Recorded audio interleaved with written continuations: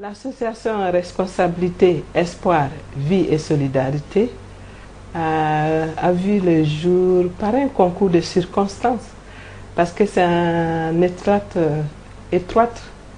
relation avec ma vie privée à moi. Parce que je travaillais dans un centre antituberculeux où je m'occupais des patients tuberculeux avec ceux qui étaient co-infectés, sans pour autant savoir que probablement le VIH allait basculer ma vie. Et en ce moment, il n'y avait pas de test, ça n'existait pas. Il y avait un projet qui se passait au centre Muraz et j'ai demandé à connaître mon test de façon informelle et ça s'est avéré positif, ce qui m'a amené à m'engager et à mobiliser les patients tuberculeux, VIH positifs tout autour de moi, parce qu'il n'y avait pas d'activité, il n'y avait pas de prise en charge, il n'y avait pas d'écoute pour les problèmes, parce qu'ils étaient traités pour la tuberculose, point. Et quand ils guérissaient de la tuberculose, il n'y avait plus de contact avec les services. Il fallait développer des choses tout autour pour les permettre de s'exprimer, pour les permettre de partager leur appréhension, leur désespoir, parce que les médecins refusaient de les recevoir en tant que personnes séropositives. Et c'est de là qu'est né ce premier noyau de personnes vivant avec le VIH dans un contexte hostile, férocement hostile, hein, parce que les années 93, le VIH c'était carrément la mort. Le VIH, vous n'avez personne en face de vous pour échanger là-dessus. Et il fallait créer ce cadre-là d'échange entre personnes. Et c'est ce premier groupe que j'ai mis en place pour apporter de l'aide à ces gens quand bien même, entre guillemets, ils étaient condamnés à mourir. Parce que c'était ce que ça voulait dire en son temps. Vous avez le VIH, vous allez mourir. On ne va pas perdre du temps sur vous. J'ai dit non, même si c'est une journée de gagner, il faut offrir cette journée. Et ça a été le premier combat dans ce domaine-là. J'ai hébergé pas mal de gens qui ont été chassés de leur famille. Je les ai hébergés en faisant prendre des risques pour mes enfants. Parce que c'est des gens que je ne connaissais pas. C'est le VIH qui nous liait. C'est la précarité, c'est la difficulté de l'environnement qui était... Et c'est ce défi de dire que ce n'est pas parce qu'il a le VIH que on doit vraiment lui fermer la porte et que probablement il peut vivre si on prend soin de lui. REI Plus a commencé par un groupe d'autosupport et aujourd'hui elle est devenue une association qui intervient dans 5 régions du Burkina. Et au départ on était un groupe de 20 personnes et aujourd'hui nous sommes au-delà de 4000 membres. Ça veut dire l'association a pris de l'envergure et fonde son action essentiellement sur le social, le communautaire. Et nous pensons que dans le contexte dans lequel nous évoluons, c'est beaucoup plus l'amour, l'attention particulière, ce qui, ça ne s'achète pas, ça n'a pas, c'est pas des choses vendables, c'est du plus profond de chacun d'entre nous qu'on le puise. Et c'est ce qu'on essaie d'éveiller dans la communauté. Le Burkina Faso avait un taux de prévalence de 7%. Et si je prends la ville de Bobo, qui bénéficie d'un centre de recherche, où on avait un taux le plus élevé, hein. Et aujourd'hui, en 2010, heureusement, cette prévalence est en chute. Nous sommes à moins de 2%, parce que avec l'avènement des arrivées, la réduction de leurs coûts, beaucoup plus de gens vont au dépistage et beaucoup plus de gens viennent aux associations.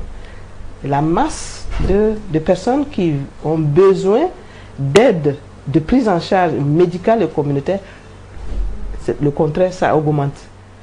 Et je pense qu'à REI Plus, nous recevons tout le monde sans critères d'appartenance à une religion, à une race ou à une option sexuelle. nous sommes engagés dans la lutte contre le VIH de façon globale. L'accès aux soins par les ARV au niveau du Burkina a beaucoup avancé, mais il reste beaucoup de défis à relever. Parce que la gratuité a été annoncée, mais elle concerne essentiellement les molécules. On sait que pour un suivi adéquat, il faut l'accessibilité au suivi biologique pour savoir si les médicaments qu'on donne aux patients ils marchent. Ça, c'est payant et on sait que ce suivi biologique coûte 3 fois plus cher que les ARV, ce qui n'est pas à la portée du Burkinabé moyen. Le problème reste posé. Il y a la décentralisation de ces traitements. Il reste accès concentré dans les grandes villes et les zones rurales. On sait que la maladie se trouve là. Et cette décentralisation n'est pas encore effective. Il reste toujours un défi à relever par notre pays et par les acteurs de la lutte contre le sida. La santé, c'est un droit universel. Et l'accessibilité à cette santé doit être une possibilité pour chaque être humain qui en a le besoin.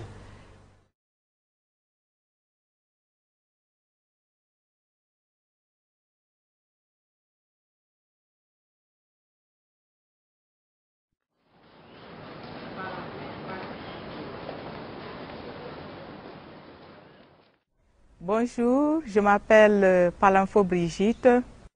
Je suis la secrétaire générale de l'association Rêve Plus et la responsable au plaidoyer.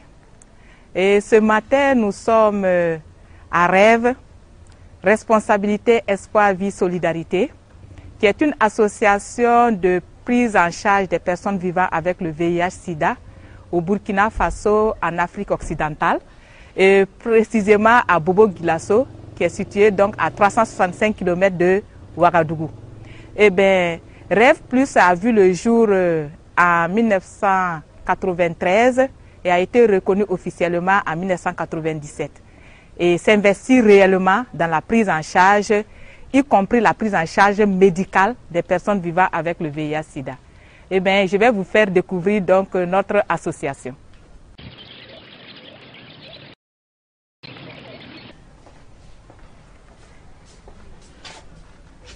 Eh bien, ici, c'est le laboratoire de l'association Rêve Plus. Nous faisons de la prise en charge, mais nous avons donc opté pour faire la promotion du dépistage du VIH-Sida parce que c'est la porte d'entrée à la prise en charge médicale. Donc, Rêve Plus dispose d'un laboratoire bien équipé. Je suis là, à ce titre-là, pour faire les CD4. Évidemment, les CD4, c'est la porte d'entrée du traitement des VIH. Ils ont voulu assurer un suivi biologique efficace et à moindre coût aux patients qui sont adhérés à l'association. Si bien, bon, le coût des CD4 ici, ça fait 500 francs. Une somme modique de 500 francs. Alors que si c'était sur les laboratoires de la place publique, c'est pas moins de 7500. On a voulu être autonome en achetant cet appareil-là, le Cyflop, qui est un appareil de pointe qui donne des résultats fiables. Nous sommes au centre médical de Rêve Plus, un centre médical avec prescription ARV, qui fait aussi de l'observance de jour avec consultation médecins et infirmiers. Nous avons environ autour de 500 consultations pour les médecins et pour les infirmiers, nous avons autour de 1500 à 2000 consultations tous les 3 mois. Le centre médical fonctionne comme un hôpital de jour. Et s'il faut les hospitaliser, nous avons une convention avec l'hôpital pour garder ces patients. Et il y a également la maison d'observance pour les patients qui ont des problèmes d'observance. Nous arrivons ici devant la maison d'observance de Rêve Plus. C'est une maison qui accueille les personnes sous traitement ARV, mais qui ne sont pas observantes. Donc, le but de la maison, c'est accompagner cette personne à reprendre correctement durant 21 jours son traitement ARV. Ici à la maison d'observance, nous accueillons les patients sous traitement. Souvent les patients ne sont pas observants du fait qu'ils ne maîtrisent pas les heures de prise et aussi du fait qu'ils mélangent les molécules. Ou des fois même c'est dû au fait qu'ils observent une rupture d'un 3 mois jusqu'à 6 mois. Il y a des périodes de rupture de prise de médicaments du fait qu'au début il n'a pas bien compris que le traitement c'est un long traitement qu'il faut prendre à vie.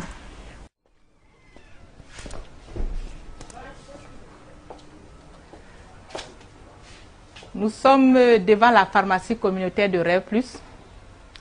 C'est une pharmacie qui sert toutes les ordonnances qu'elle reçoit.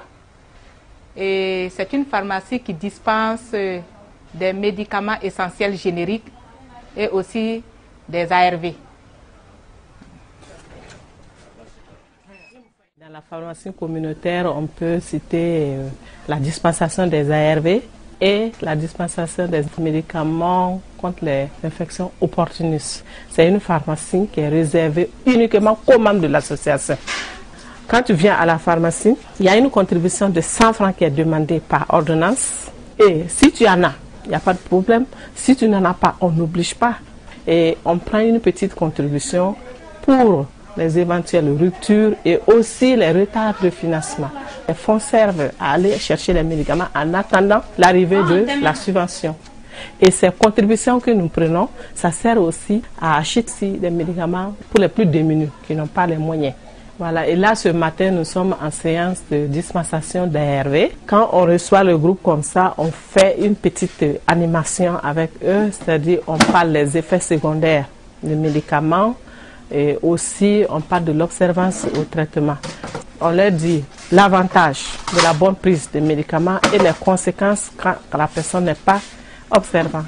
On dépose les préservatifs, ceux qui en ont besoin, ils prennent, sinon bon, ils viennent pour la dispensation, renouveler leur stock du mois. Et ceux qui ont besoin de préservatifs, ils les prennent, puisqu'il y en a qui n'ont pas besoin. Pas une obligation, on laisse ça sur la table et c'est au soir. Voilà. Nous sommes à la fin de notre visite sur les activités que Rêve Plus mène au siège de l'association à Bobo-Dioulasso, mais nous sommes aussi présents dans 5 antennes du Burkina. Nous voulons donc dire qu'avec Rêve Plus, le VIH n'est pas une fatalité et nous voulons toujours susciter donc l'espoir auprès donc des personnes vivant avec le VIH.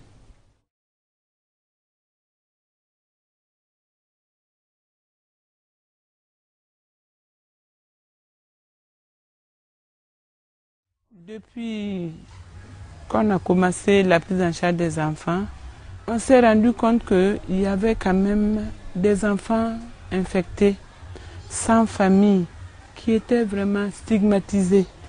Et ce qui jouait beaucoup sur l'observance au traitement.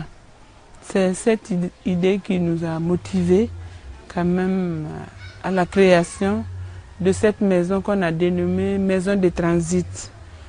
Maison de transit, pourquoi? Parce que ce n'est pas un lieu définitif pour les enfants. Les enfants, ils sont de passage. Le temps qu'on fasse la médiation avec leur famille, ils sont suivis sur le plan médical, sur le plan nutritionnel, sur le plan scolaire. Chaque enfant a droit à faire 1 an. Au bout de l'année, on a eu le temps de préparer la famille, sensibiliser la famille. Et si la santé de ce dernier s'améliore, on l'accompagne dans la famille. Bon, ce qu'il faut souligner, c'est que la plupart de nos pensionnaires nous viennent des villages où il n'y a pas vraiment la prise en charge des enfants infectés. Quand ils arrivent à Bobo, ils sont sans famille, donc on est obligé de les loger. Et avec l'appui d'une nourrice, au bout de l'année, si on se rend compte qu'on est arrivé à récupérer cet enfant et qu'on a préparé les parents à l'accueillir, en ce moment, on libère l'enfant. L'enfant va dans sa famille et on accueille d'autres enfants.